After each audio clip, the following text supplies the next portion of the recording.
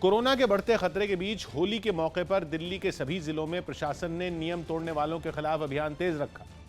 दिल्ली सरकार ने कुछ दिन पहले ही सार्वजनिक जगहों पर भीड़ जुटाकर होली मनाने पर रोक लगा दी थी और उसी नियम का पालन करवाने के लिए दिल्ली के कई जिलों में प्रशासन की टीमें उतरी। दिल्ली के सिविल लाइंस इलाके से सामने आई तस्वीरों में प्रशासन के अधिकारी और कर्मचारी एक हाउसिंग सोसाइटी में घूम घूम कर निगरानी करते नजर आए। जो टीम है सिविल डिफेंस की वो लगातार मुआयना कर रही है। होली मनाने के चक्कर में लोग कोरोना नियमों को न भूल जाएं, इसलिए उन जगहों पर खास नजर रखी गई जहां भीड़ जुटने की आशंका थी। हम यहाँ के आसपास पार्कों में घूमे और पब्लिक सोसाइटीज में देख रहे हैं। इसके अलावा दिल्ली की सड़कों पर भी पुलिस ने कोरोना नियम तोड़ने वालों पर कड़ी नजर रखी। दिल्ली के कनॉट प्लेस इलाके से सामने आई तस्वीरों में बैरिकेडिंग कर पुलिस के जवान वहां से गुजरने वाली हर गाड़ी की जांच करते नजर आए। सबसे ज्यादा ध्यान इस बात पर दिया गया कि गाड़ियों में बैठे लोगों ने मास्क पहना है या नहीं।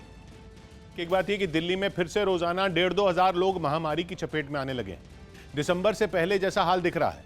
हम लोगों ने कोरोना से बचाव के दिशा निर्देशों को इतनी बार झांसा दिया कि प्रशासन को गली मोहल्ले में उतरना पड़ा। दिल्ली में नवरात्र पर भी भीड़ लगाने पर रोक है। अब हमें तय करना है कि खुद सावधान रहेंगे या फिर प्रशासन को डंडा चलाने का मौका देंगे। महाराष्ट्र में चल रहे सियासी घमासान के बीच एनसीपी अध्यक्ष शरद पवार की तबीयत अचानक बिगड़ गई और उन्हें अस्पताल ले जाना पड़ा। हालांकि जांच के बाद डॉक्टरों ने उन्हें फिलहाल घर भेज दिया। न्यूज़ 18 के विवेक गुप्ता की रिपोर्ट है कि शरद पवार को 31 मार्च को दोबारा मुंबई के ब्रीच कैंडी अस्पताल में भर्ती कराया जाएगा, जहां उनकी सर्जरी होगी।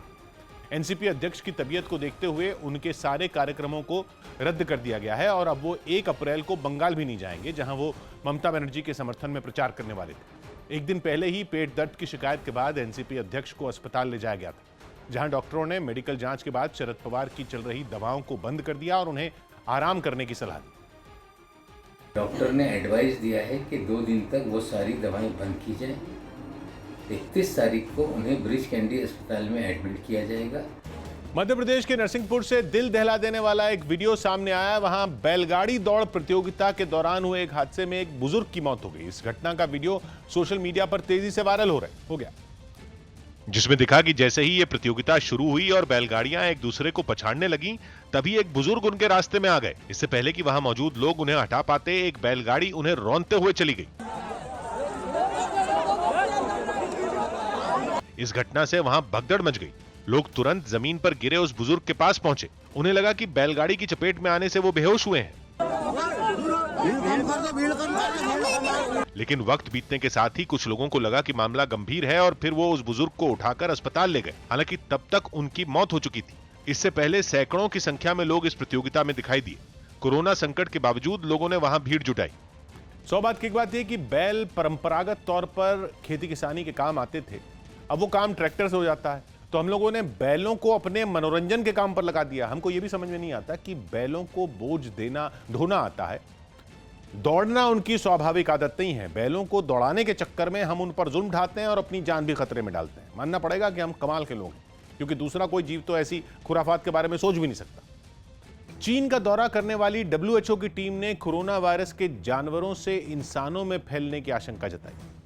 न्यूज़ 18.com की रिपोर्ट है कि WHO की टीम ने अपनी रिपोर्ट में बताया कि उसे वुहान की लैब से कोरोना के फैलने के सबूत नहीं मिले और टीम ने यह आशंका जताई कि कोरोना वायरस चमगादड़ से किसी दूसरे जानवर तक होते हुए इंसानों में पहुंचा।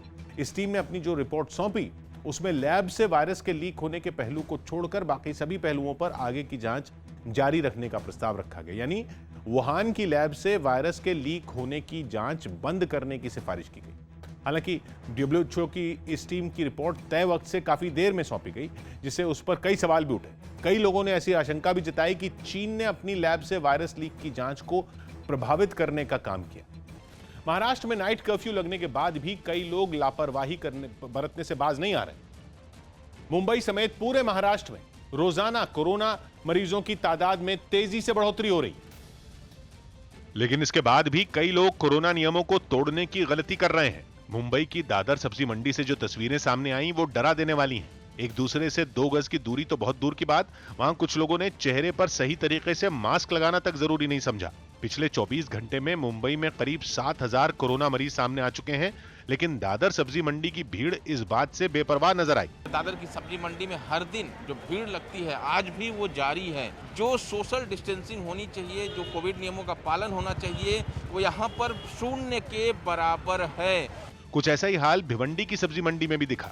राज्य सरकार ने जो नाइट कर्फ्यू लगाया है उसका टाइम रात 8 बजे से सुबह 7 बजे तक है, लेकिन भिवंडी की सब्जी मंडी में तो सुबह 6 बजे ही सैकड़ों लोग खरीदारी करने पहुंच गए। हालांकि शहर की कई सड़कों पर पुलिस ने बैरिकेड लगाकर गाड़ियों की चेकिंग की। इस अभियान का मकसद ये भी था कि लोग बिना वजह घरों से बाहर निकलकर भीड़ न लगाएं और अपनी लापरवाही की वजह से खुद को और दूसरों को खतरे में न डालें।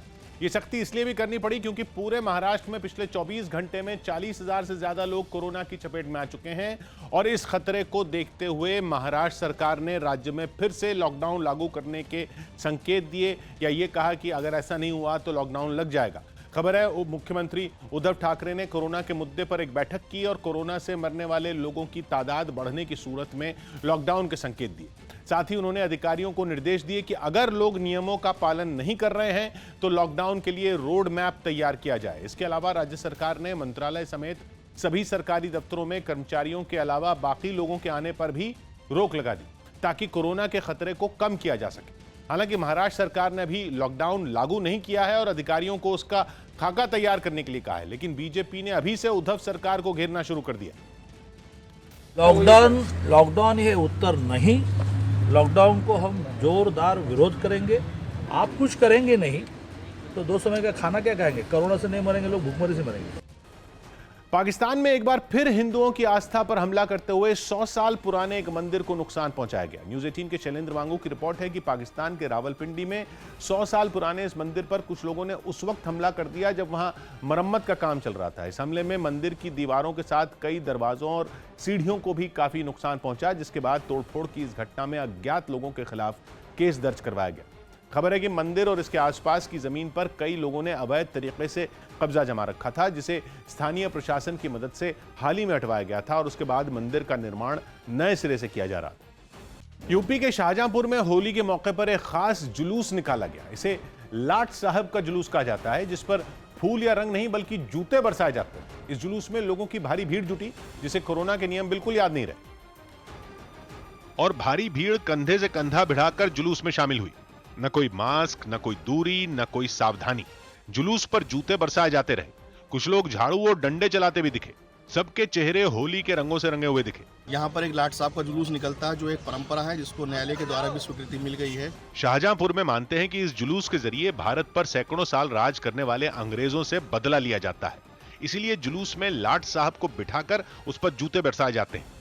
सौबात की बात है कि शाहजहांपुर में होली की अनोखी परंपरा हर साल प्रशासन के लिए सिरदर्द बनती है, क्योंकि जुलूस में हुड़दंग मचाने वालों की भरमार रहती है। इस बार कोरोना का संकट भी था, जिसके बारे में सोचने की फुर्सत भी पुलिस को नहीं थी। उसकी सारी चिंता बस इसी बात की थी कि कहीं हुड़दंग मचाने वाले बेकाबू ना हो जाए। महाराष्ट्र के गढ़चिरौली में नक्सलियों के खिलाफ पुलिस को बड़ी कामयाबी मिली। न्यूज़ 18 के विवेक गुप्ता की रिपोर्ट है कि गढ़चिरौली में पुलिस ने एक मुठभेड़ में 5 नक्सलियों को ढेर कर दिया। बताया गया कि पुलिस को इलाके में बड़ी संख्या में नक्सलियों के जुटे होने की खबर मिली थी, जिसके बाद पुलिस ने नक्सलियों के खिलाफ वहां सर्च ऑपरेशन चलाया। तभी नक्सलियों ने पुलिस की टीम पर गोलीबारी शुरू कर दी, जिसका पुलिस ने मुंहतोड़ जवाब दिया। खबर है कि करीब घंटे भर चली इस मुठभेड़ में नक्सलियों के पैर उखड़ गए और वो अपनी जान बचाकर भाग निकले। इससे पहले सुरक्षा बल को निशाना बनाने के मकसद से लगाए गए 3 बमों को भी पुलिस ने बरामद किया था। जो सरेंडर नहीं करते और इस खूनी विचारधारा को नहीं छोड़ते हैं और पुलिस के ऊपर हमला करते हैं, विकास कामों को रोकते हैं, उनका इसी तरह से हश्र होने वाला है।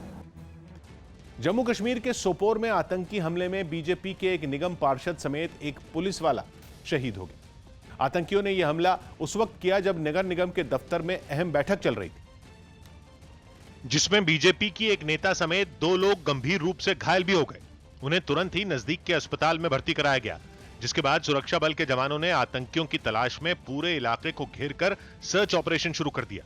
माना जा रहा है कि हमला करने वाले आतंकी आसपास कहीं छिपे हो सकते हैं। 2 मिलिटेंट ने आके अटैक कर, इनकी बेसिकली मीटिंग थी, उसमें अटैक हुआ तो उसमें एक कैजुअल्टी, मतलब 2 कैजुअल्टी हुई। इस हमले में बीजेपी पार्षद समेत शहीद हुए पुलिस वाले का पूरे सम्मान के साथ अंतिम संस्कार किया गया और इस दौरान उन्हें श्रद्धांजलि देने के लिए सुरक्षा बल के कई अधिकारी भी पहुंचे।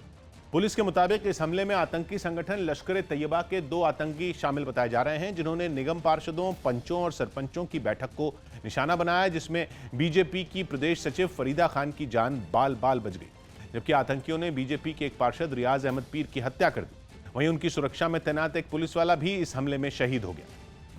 उत्तर प्रदेश के बागपत में शहीद हवलदार पिंकू दांगी के अंतिम संस्कार में शामिल होने के लिए लोगों की भारी भीड़ उमड़ी। एक दिन पहले ही जम्मू कश्मीर के शोपियां में आतंकियों से मुठभेड़ में पिंकू दांगी शहीद हो गए थे और जब उनका पार्थिव शरीर बागपत के लोहारी गांव पहुंचा तो लोगों की भीड़ शहीद की अंतिम यात्रा में शामिल हुई। इस मौके पर शहीद पिंकू दांगी अमर रहे के नारों से पूरा गांव गूंज उठा। अंतिम संस्कार में जिले के तमाम बड़े अधिकारी और बीजेपी सांसद सत्यपाल सिंह मौजूद रहे। इससे पहले शहीद को गार्ड ऑफ ऑनर दिया गया।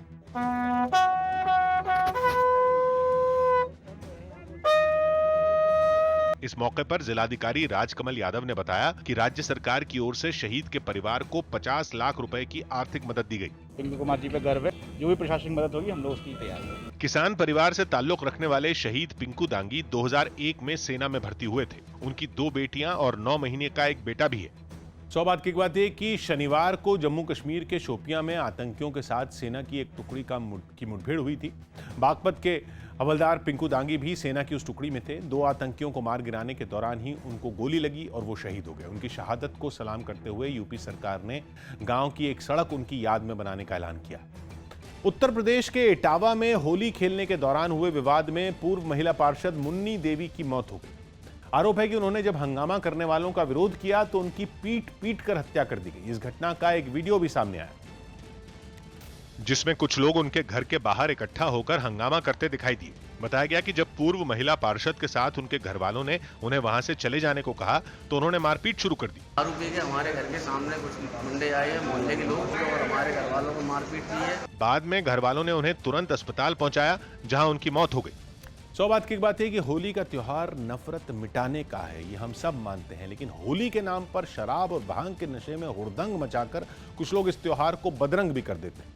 बुरा न मानो होली है का नारा लगाने से किसी को बुरा काम करने का सर्टिफिकेट नहीं मिलता। ऐसे लोगों को कड़ी सजा मिलनी ही चाहिए जो अपनी मस्ती के लिए दूसरों का जीना हराम कर देते हैं।